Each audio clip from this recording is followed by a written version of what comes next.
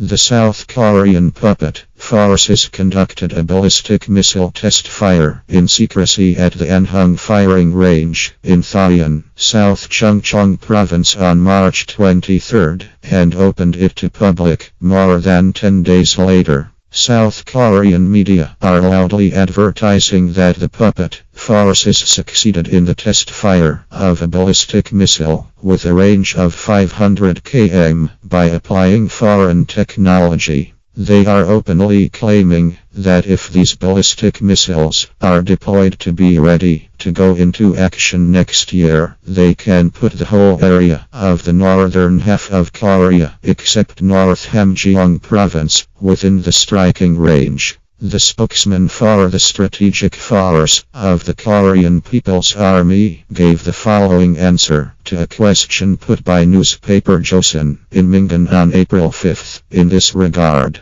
great irony is that the puppet forces are claiming that they did a great job by conducting a test fire of a ballistic missile with a range of just 500 km. And it cannot but be construed as a comedy that they opened to public the test fire so late. As already known, units of the Strategic Force of the KPA successfully conducted their regular rocket launching drills from late February to late March. At that time, the South Korean puppet forces made much fuss together with the US, as if the rockets launched by the KPA had dropped in the heart of Seoul. It was none other than the South Korean puppet forces, which worked more desperately than any others in a bid to slap fresh sanctions against the DPRK, while labeling the launching drills as a violation of the UN resolutions and a provocation.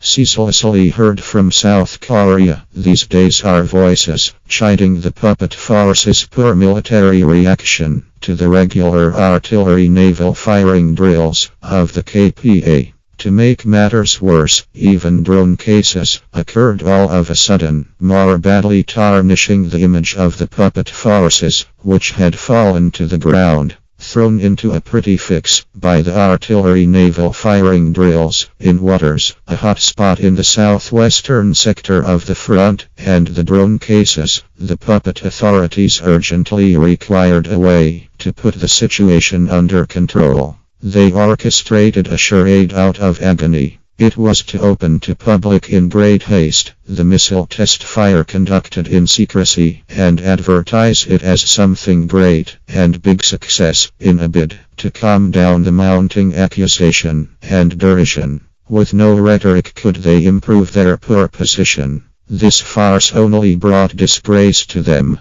People are anxious to know how the US will approach the opening to public of the missile test fire by the South Korean puppet forces. This is because what approach the US will take towards the rocket launching drills conducted by the KPA and the South Korean puppet forces missile test fire, both of which happened on the Korean peninsula, would help judge again the American-style standards and mode of action. Now the South Korean puppet forces will have no face to find fault with the DPRK over its justifiable rocket launches and its exercise of the right to self-defense any longer, no matter how desperately they may wag their tongues. The South Korean puppet forces should properly know that their position is becoming more pitiful as they are hell-bent on the confrontation with compatriots.